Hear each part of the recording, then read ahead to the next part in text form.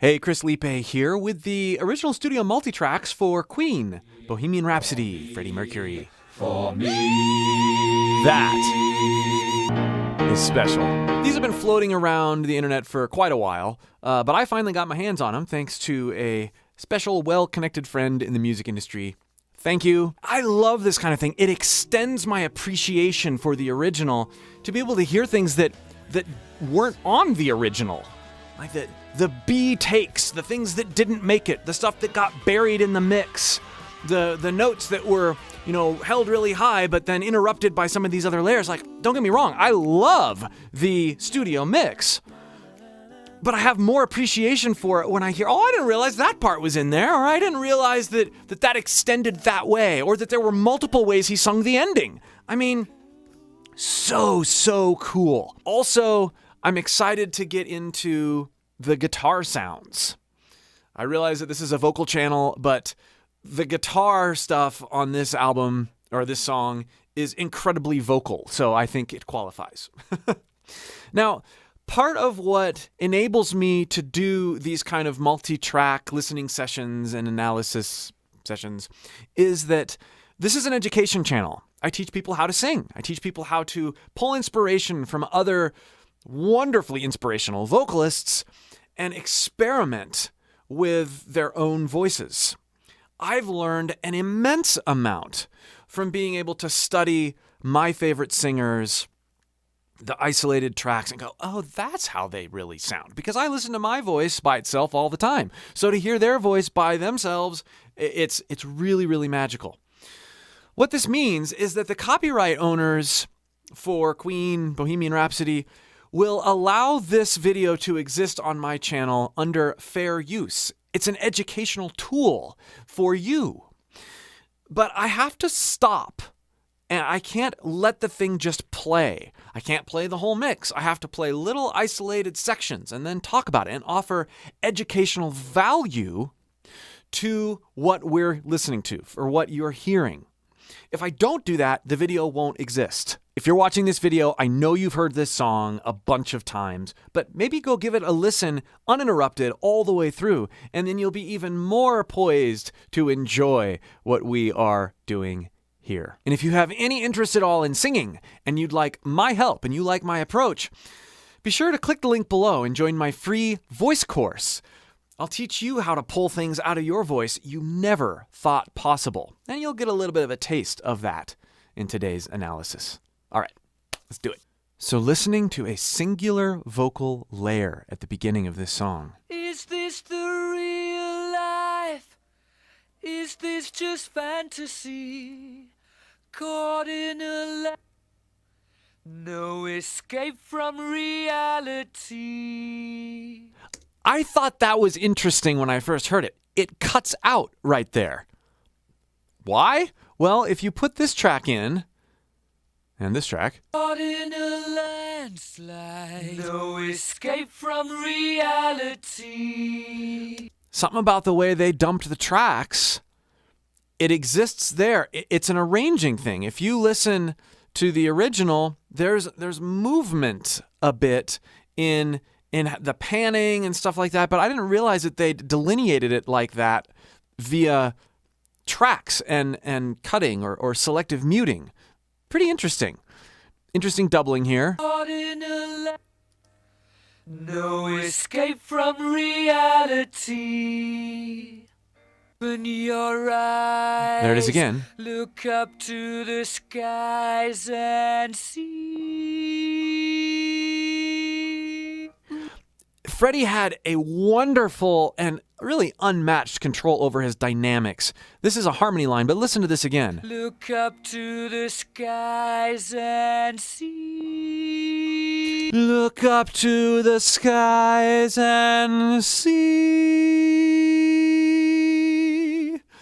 So beautiful the way he leans in and blends with the rest of what he's doing, right? Look up to the skies and look up to the skies and see. Hear how it crescendos there? But in this particular part, it's possible because he's not really traveling that much range-wise. The skies and sea. Look up to the skies and see could easily be that, right? But he swells. Look up to the skies and see. And then feathers into his head voice, even though it's not that much higher. The decisions he made about resonance is what makes him blend so well with himself.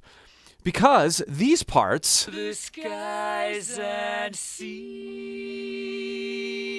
Right, he's purely in chest voice here. The skies and sea. Skies and sea. But then here he goes into head voice. So he's blending with himself resonance-wise. That's why the harmony sounds so tight. I'm just a poor Full chest there. I need no sympathy. We've got that easy come part. But listen to this resonance here. Poor boy. Poor closed, poor boy.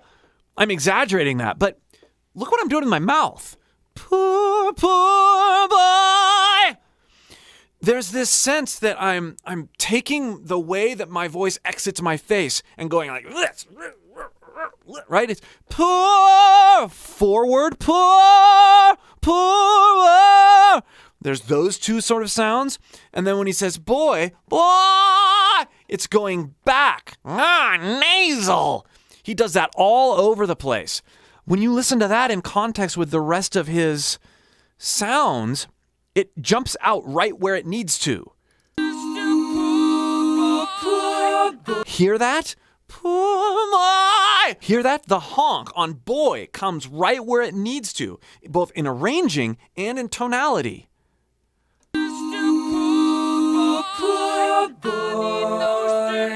Because I'm easy come, easy go, little high, little low. Ooh, the wind blows, doesn't really matter to me. In and out of head voice a bunch, changing that tonality around. And what I love too is that these are not pitch perfect, and that's what makes it really more compelling. There's a rawness and a vulnerability, which we'll hear more in a little bit. Coming down here to these tracks. We go little high, little low. Ooh, the wind blows, doesn't really matter to matter to me. There's really this sense that he's molding each word. Each word is on its own little journey. You could argue that some of this is accent or dialect, and you would probably be partially right. But a lot of times, singers tend to go away from their sort of speech level engagement.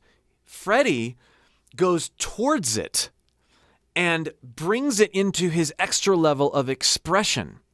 Water. All over the place. And he does it in a way that blends with himself. Mama. Now listen here to all the different ways he uses breath. Mama. And then the way he leans into his voice.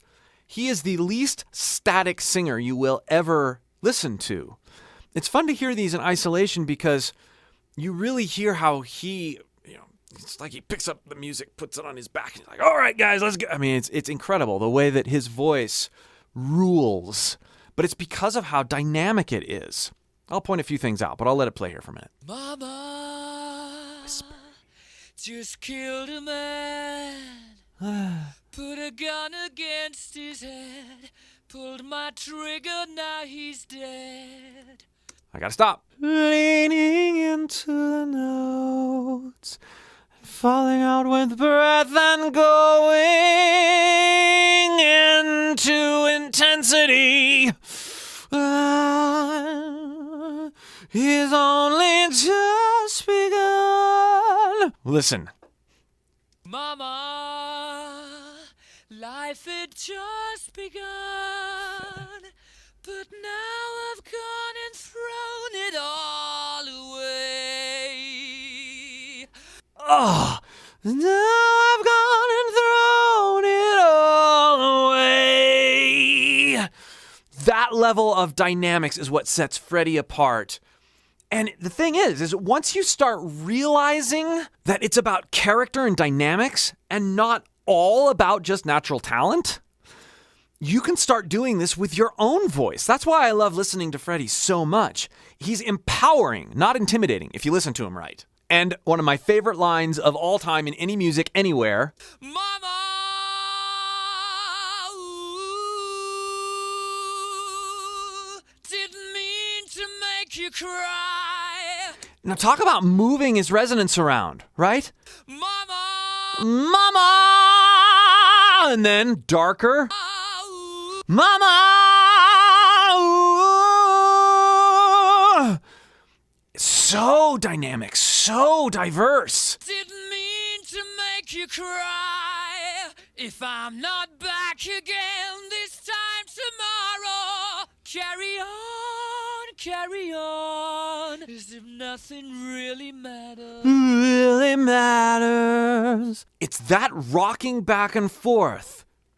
Didn't mean to make you cry.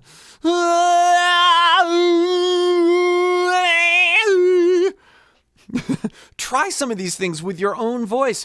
If you can be expressive, even if your pitch isn't quite there, you're way closer to being an interesting vocalist than if you're going for really good pitches. Freddie was not a pitch-first singer. He was an expression-first, an experience-first singer. Too late, my time has come.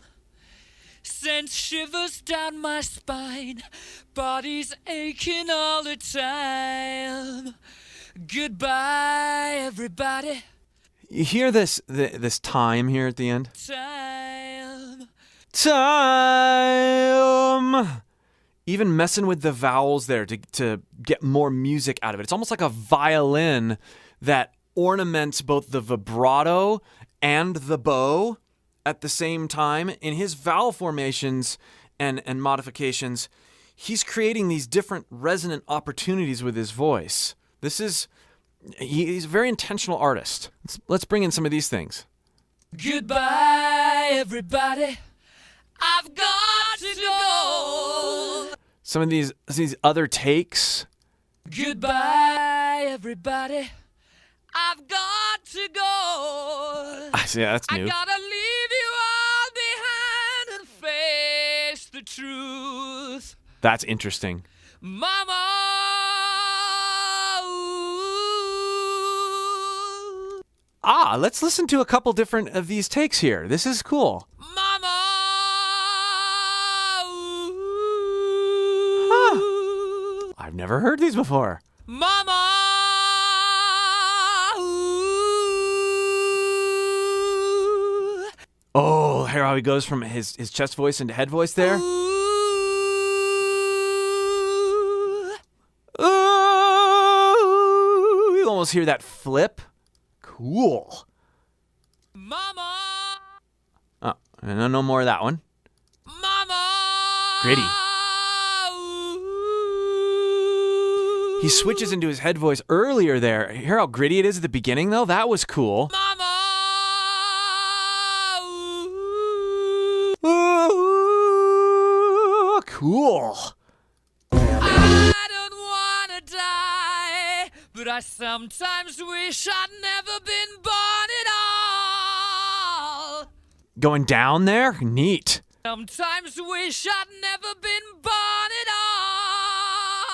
all. Nice crack. See, this is the kind of thing when you hear arguably one of the best singers ever to live, when you hear him crack and it's there on a recording, granted mixed in or maybe an alternate take, you get a sense for the humanity and the vulnerability that you just don't get when you're watching movies about him or when you're seeing these amazing live performances or when you're listening to the studio recordings. That's why this kind of thing is so fun. Let's take a little intermission for the guitar solo. Listen to the way that this track sounds in terms of its miking.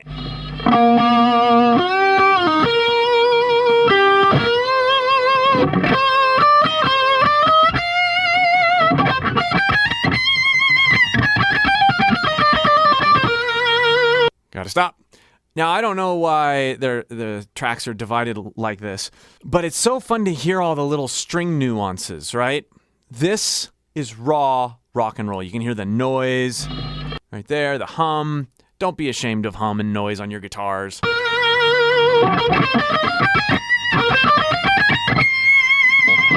Was that a punch?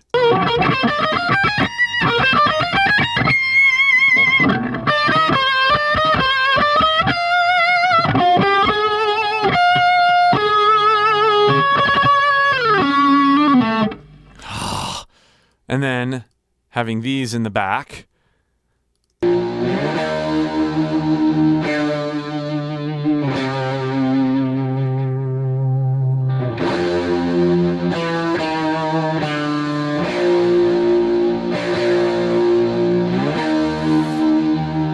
You know what I think of when I listen to this stuff is, Brian May, known for his tone and his vocal guitar playing. This sound right here in isolation,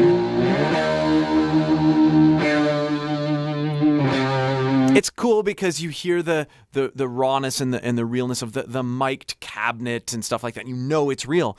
But modeling has gotten so good, you can pull up these sounds. I mean, people have gotten these things down. It's not about what sounds you can pull up anymore at all, or what sounds you have access to.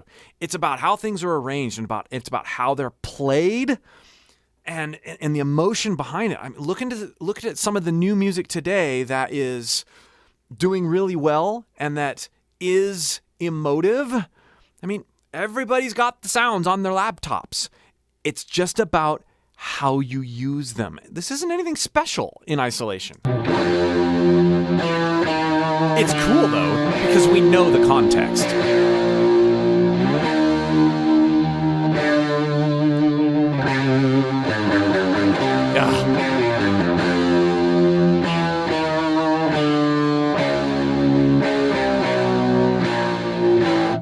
All right, now we have a vocal festival here. I'm going to do my best to be more isolated than gang, because we've heard all these in a very gangy way. Lightning, very, very frightening me. Remember, I have to stop here and there. Thunderbolt and lightning. So some of these are summed. That's interesting. I see a little silhouette of a man. There's your opening track. Very isolated. Some of these are summed, though. Scaramouche, will you do the fandango? Interesting. Thunderbolt and lightning, very, very frightening me. That's kind of cool. I didn't really internalize those lower. Lightning, very, very frightening me. Cool. What about this? Galileo! Huh? Galileo! Galileo Figaro! Now, listen to the imperfections here. There's a lot that you're going to hear here that's very, very human, not polished, but very theatrical and character-oriented, which is, by definition, not polished. Galileo! So many different characters going on here. Oh, Galileo! Listen to these together. Galileo Figaro! They even are held out at different times. They didn't have the ability to look at the waveforms and go oh, those aren't lined up. They just sang it. If it sounded good, great. Galileo Figaro! Uh-huh. Oh, he's just a poor boy from a poor family. Spare him his life from this monstrosity. So fun to hear the little parts broken out. He's just a poor boy from a poor family. Spare him his life from this monstrosity. As they bounce from tape to tape, or tape track to make sure they had enough. Bismillah. Bismillah. Never, never, never, never, never, never let me go. Listen to how low and girthy he is. Bismillah. There's this debate on, is Freddie Mercury baritone? Is he a tenor? Who cares? the point is he could be really deep when he wanted to be. Bismillah. La, that sounds baritone to me. Bismillah. Never, never, never, never, never let me go. That's cool to hear without all the other parts in there. Go, will not let you go. No, no, no, no, no, no, no. Because ordinarily that would interrupt Mamma that. mia, let me go. Beelzebub has a devil put aside for me. Cool. For me, for me. So we have that high note isolated. This is going to be neat. For me. For me.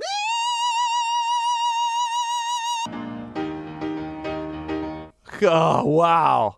Mamma mia, let me go. As a devil put aside for me, for me, for me. That is special. So you think you can... Now, I've always loved how we go from like theatrical spasticness to that next section, but I want to check out some things up here. Let me go. Oh yeah, those are also interrupting some of those pure notes. Love the layers though. Never, never, never, never let me go. You can hear some of the mixing that they did. Oh, this is so cool. Mamma mia, let me go. Beelzebub has a devil put aside for me, for me, for me. Huh. Yeah, so then we have, spazzy theater thing, and then we have this, like, return to rock.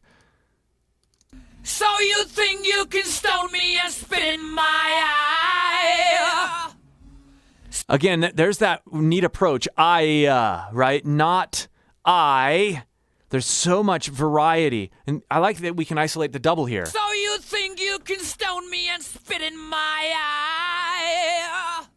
Here's the other one. So you think you can stone me and spit in my eye? Notice there's thing. He says thing. So you think you can love me and leave me to die? Oh, baby.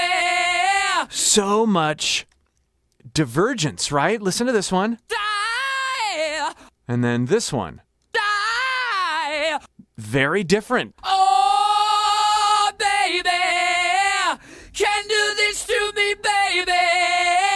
This is why if you over pitch correct or over time correct, you lose the raw rockness that we really as human animalistic beings love. Just gotta get out. Just gotta get right out of here. Ooh, I want to hear those isolated. Just gotta get right out of here. Right. Just gotta get right out of here. Here. Sweet. Okay, listening on here. Ooh,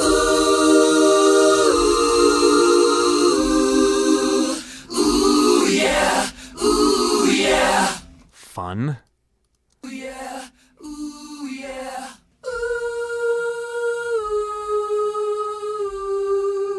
Ooh, yeah. Ooh, yeah.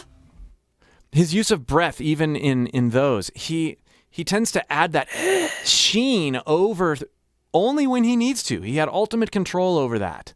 Nothing really matters. Anyone can see. Nothing really matters. Nothing really matters to me. Now, at the end of the studio mix, there's one Freddie, and we've got two Freddies to listen to here, which is really, really awesome. We get to hear the alternate versions of what never really made it to the final take. So here's take one. Nothing really matters. Anyone can see. Nothing really matters. Nothing really matters to me.